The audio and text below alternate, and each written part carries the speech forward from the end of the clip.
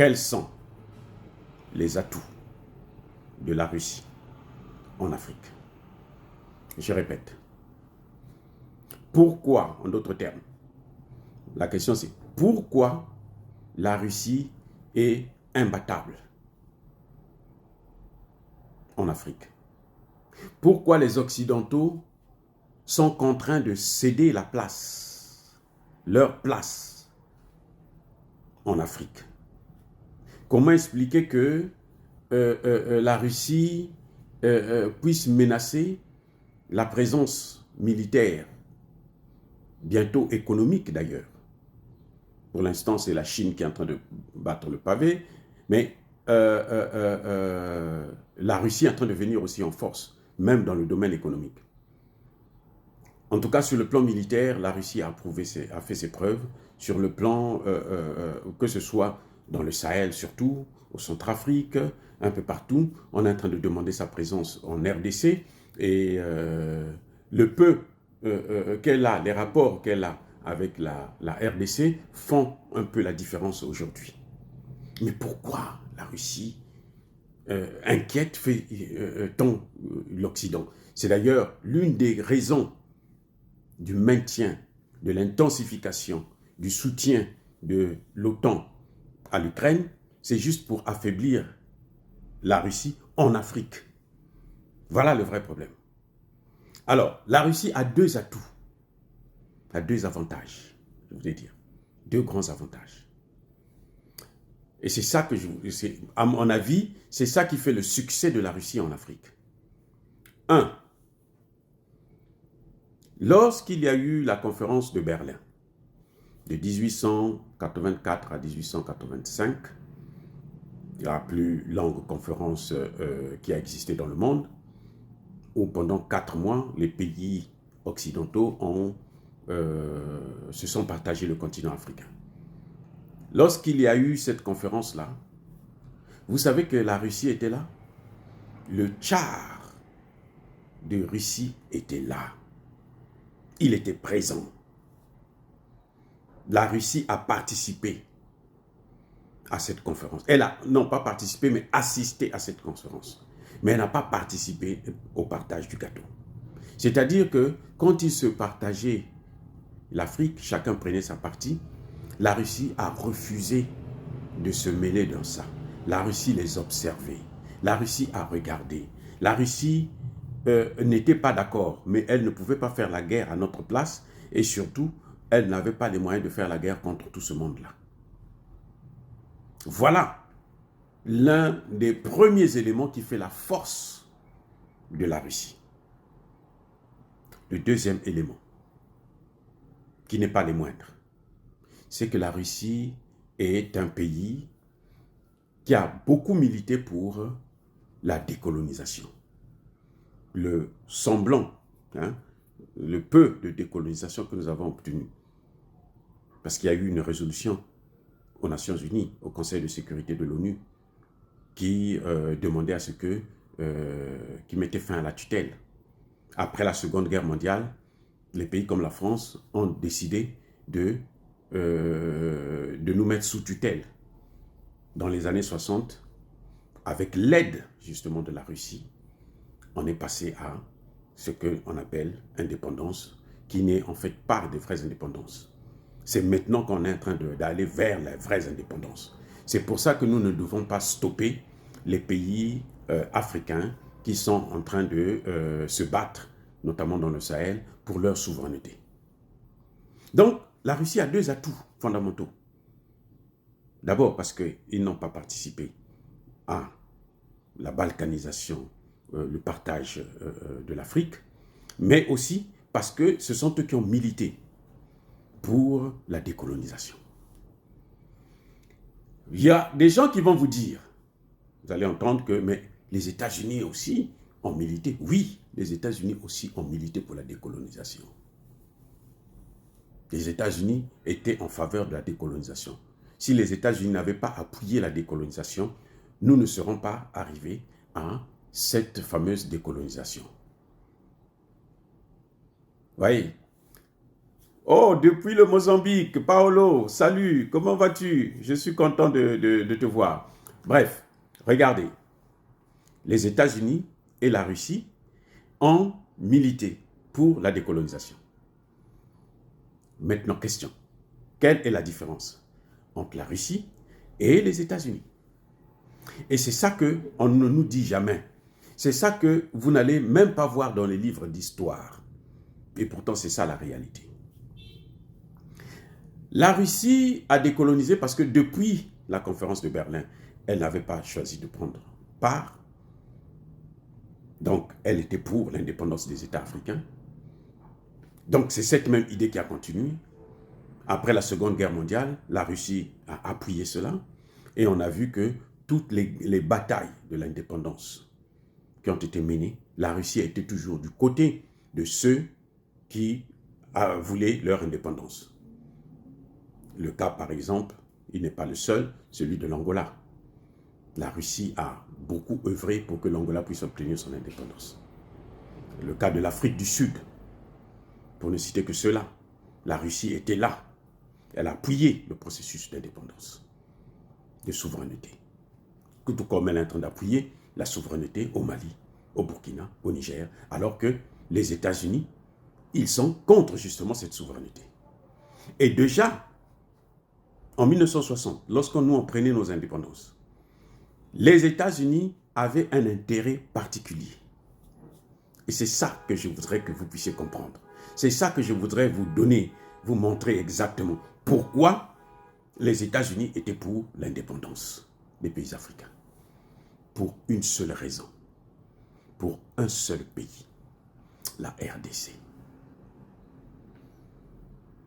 Voilà pourquoi les États-Unis ont milité pour l'indépendance des États africains. La RDC, vous savez que depuis la conférence de Berlin, était la propriété privée, personnelle. Comme vous avez dans votre parcelle, vous avez un petit jardin et tout, c'est pour vous. Le jardin, là, personne ne peut rentrer. Quelqu'un qui vient de l'extérieur, il ne veut pas venir dans votre jardin pour venir prendre vos affaires. La RDC appartenait au roi Léopold II, qui, je signale au passage, est l'un des plus grands génocidaires de l'histoire de l'humanité. Il a massacré 10 millions de Congolais. Il a coupé les bras, non, pas massacré. Il a massacré 20 millions. Mais il a coupé les bras à 10 millions. Imaginez-vous un peu les amis, bien-aimés. Imaginez-vous 10 millions de personnes qu'on coupe les bras, les deux bras. Et puis on vous laisse comme ça. Et il n'y avait pas d'anesthésie. Hein? Donc il y en avait qui mouraient subitement, immédiatement. Parce que c'était trop fort pour eux. Bref, ça appartenait au roi Léopold II. À un moment donné, le roi Léopold II va prendre la RDC, il va léguer ça, il va donner comme cadeau, avant de mourir, il va donner cadeau à la Belgique.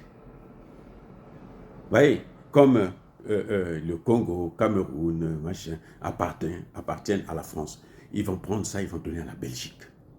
Or, pendant la Seconde Guerre mondiale, vous savez que les bombes atomiques que les États-Unis ont lancées à Nagasaki et Hiroshima avaient été fabriquées avec l'uranium qui venait du Congo démocratique. Les chars des Américains avaient été fabriqués avec le caoutchouc qui venait du Congo démocratique. Donc les Américains avaient juré que le Congo démocratique doit leur appartenir. C'est ce qu'ils sont en train de faire aujourd'hui avec Kagame. C'est ce que Kagame est en train de faire là. Il a tué déjà 18 millions de Congolais là. Gangpo, salut. Ce n'est pas pour le Rwanda, c'est pour les États-Unis. C'est le crime, en fait, le génocide qui est en train de se passer en RDC, c'est le génocide américain. Parce que c'est les États-Unis qui sont le commanditaire. Maintenant, ils sont appuyés par les pays de l'Union européenne. Bref, donc les États-Unis, depuis là, s'étaient dit, nous devrons occuper ça. Parce que les États-Unis ont une politique, celui qui a le Congo démocratique, eh ben, est le maître de l'Afrique. C'est pour ça d'ailleurs que le Patrice Lumumba disait que le Congo est le cœur du continent africain. Donc, tant que le Congo va être ce qu'il est là, l'Afrique ne pourra pas décoller. On le voit en Afrique centrale. Si le Congo se libère avec cette histoire de Kagame, vous allez voir l'Afrique centrale va décoller. Et le continent africain ira très loin. Bref. Alors, les Américains, eux, ils ont opté pour les indépendances afin de libérer, de dégager la Belgique. Vous voyez la stratégie? Les Américains n'ont pas soutenu les indépendances pour le bien des Africains, mais pour leur propre bien à eux-mêmes, parce qu'ils voulaient s'accaparer du Congo. C'est pour ça que tout président congolais est soumis à l'Afrique. Vous voyez que Tshisekedi a peur d'aller en Russie. Il était là en Russie récemment, d'après nos informations, mais il est allé en cachette. Il a menti qu'il partait aux Bahamas en vacances. Vous croyez qu'un président qui est dans un pays en guerre, il va aller en vacances? Vous croyez à ça? Mais il n'est pas fou. Il y en a qui l'ont vu au Rwanda. Non, il n'était pas du tout au Rwanda. Donc, en fait, le problème, c'est ça. Les Américains, la différence entre les Américains et les Russes, c'est que les Américains, eux, ils ont opté pour l'indépendance parce qu'ils voulaient s'accaparer du Congo. C'est tout. C'était seulement le Congo là qui les intéressait. Et pour prendre le Congo, il fallait libérer le Congo, l'enlever des mains de la Belgique. Et depuis les indépendances, la Belgique n'a plus de pouvoir sur le Congo. Ce sont les Américains qui gouvernent. Et ils ont atteint leur objectif. Maintenant, ils trouvent que ça ne suffit pas, parce que les mêmes matières premières qu'on est en train de découvrir au Congo, qu'il y a au Congo, on est en train de les découvrir maintenant en Centrafrique, on est en train de les découvrir dans le Sahel, on est en train de les découvrir au Congo, Brazzaville et tout. Vous voyez, les terres que Kagame est en train d'acheter au Congo, Brazzaville, les terres qu'on lui a données là, il y a de l'uranium, le coltan sur ces terres. C'est la même terre qui quitte le Congo. C'est le prolongement. Vous savez que le Congo, avec K, c'était le Congo-Brazzaville, le Congo-Kinshasa et l'Angola. Donc, c'est pour ça que les Américains maintenant veulent occuper tout le continent. Ils sont tellement audacieux, tellement gonflés. Salut Alain Roger, salut Merkel. Oui, c'est pour ça que les Américains veulent maintenant occuper tout le continent. Ce n'est pas pour notre bien. Et vous voyez très bien qu'ils n'envoient pas des diplomates, ils envoient des militaires. Depuis quand on fait la diplomatie à la baïonnette? Depuis quand? Les hommes en uniforme viennent faire la diplomatie. Eux, ils sont faits pour la guerre, ils ne sont pas faits pour la diplomatie. Donc ça, c'est pour venir influencer, c'est pour venir déstabiliser. Ce sont les experts en déstabilisation. Donc c'est ça qui fait la différence. C'est pour ça que le seul allié fiable en Afrique pour notre souveraineté, ce ne sont pas les États-Unis, ce n'est pas la France, ce n'est pas l'Angleterre, l'Allemagne, qui que ce soit, c'est seulement la Russie. Moi, je suis souvent surpris quand je vois des panafricanistes dire, avertir la Russie, toi tu fais ceci, nous on va te... Ils ne peuvent rien faire. Parce que la Russie, déjà, ce n'est pas dans ça, c'est pas dans son éthique.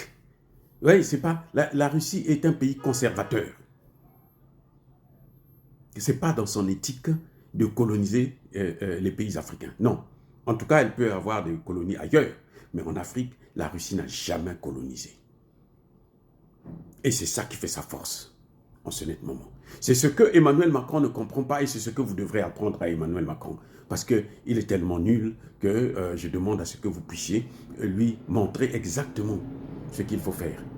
C'est de changer radicalement la politique française en Afrique. C'est ça qui entraînera la paix entre les pays africains et la France, les États-Unis et les autres. Mais tant qu'ils vont faire ça, vous verrez que de plus en plus les pays africains vont se rapprocher de la Russie. Parce que quand il y en a un qui vous tabasse, vous allez vers quelqu'un d'autre qui peut vous aider, qui a la même force que lui. Et ce quelqu'un d'autre là, c'est la Russie. Même la Chine ne peut pas le faire. La Chine, c'est sur le plan économique, mais sur le plan politique, la Chine ne peut rien faire pour l'Afrique. Au contraire, Elle va s'entendre avec les États-Unis pour vous livrer, pour vous sacrifier. C'est ce qu'elle a toujours fait. Il y a beaucoup de marchés actuellement qui sont obtenus par la France et la Chine. Ah oui, la Russie n'a jamais, vous savez, Lavrov l'a dit, Macron a convoqué son ambassadeur pour lui demander, parle à ton chef là-bas, pour lui dire que non, il faut qu'on travaille ensemble pour coloniser l'Afrique. Et la Russie a dit non. C'est ça la force de la Russie, en Afrique en tout cas. Sa force, elle vient de là. Parce qu'elle n'est pas là en train de nous coloniser, de tirer profit. Non, la Russie a autant de matières premières que nous. La Russie est un très vaste territoire, 150, plutôt 17 millions de kilomètres carrés, 150 millions d'habitants. Donc elle a de l'espace. L'Afrique, 30 millions de kilomètres carrés, alors que la France compte à peine 600 000 kilomètres carrés. Donc, vous voyez, nous sommes, on voit très bien la différence entre ces puissances-là et le pays que nous souhaitons qu'il doit travailler avec nous. On n'a même pas besoin de dire à la Russie que non, écoute, ne viens pas pour nous coloniser, non. Parce qu'elle sait que ce n'est pas normal, ce n'est pas bon. Mais elle n'avait pas les moyens pour nous aider. Et puis nous, on n'était pas éveillés. Dès lors qu'on s'éveille là, les Russes vont être avec nous. Voilà. Les Américains, eux, ce qui compte pour eux, ça n'a jamais été l'indépendance, ça a été toujours le contrôle. Et c'est ce qu'ils sont en train de vouloir faire, c'est ce qu'ils sont en train de faire dans beaucoup de pays africains. C'est pour ça qu'ils ont opté pour une politique de balkanisation des pays africains.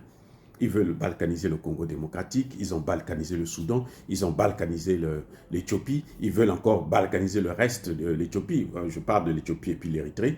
Et ils veulent maintenant enlever le Tigré, ils veulent enlever... C'est ça seulement ce qu'ils font. Le Mali voulait enlever Kidal pour donner aux Touaregs. Comme ça, ils peuvent mieux contrôler. Et c'est ce qu'ils sont en train de continuer à faire. La politique américaine en Afrique, c'est celle du contrôle. Dire cela, c'est inciter à la haine ou à la violence. Non, les gars, il y a ma colère, il y a ma lembe. Je suis trop content de vous avoir parlé ce matin, mais je dois partir au travail tout à l'heure, et donc je ne peux pas continuer à parler avec vous. On aura l'occasion de se retrouver pour discuter encore sur plusieurs questions. Entre-temps, si vous avez des commentaires, vous les laissez, et puis on verra ensemble comment on pourra aborder ces questions, apporter des réponses. On va tenter, même si on n'est pas des génies, mais on va tenter d'apporter notre point de vue à nous. Soyez bénis, je persiste et je signe, soyez abondamment bénis par le Dieu des Kémites et par nos ancêtres angélisés. Mais que tous ceux qui persécutent le continent africain, tous ceux qui le pillent et le déstabilisent, qu'ils soient noirs, blancs, chinois, arabes, juifs, indiens ou qui qu'ils soient punis, maudits, foudroyés, neutralisés, écrasés, effacés par le Dieu des Kémites et par nos ancêtres angélisés. Vive l'Afrique éternelle. J'ai dit et j'assume.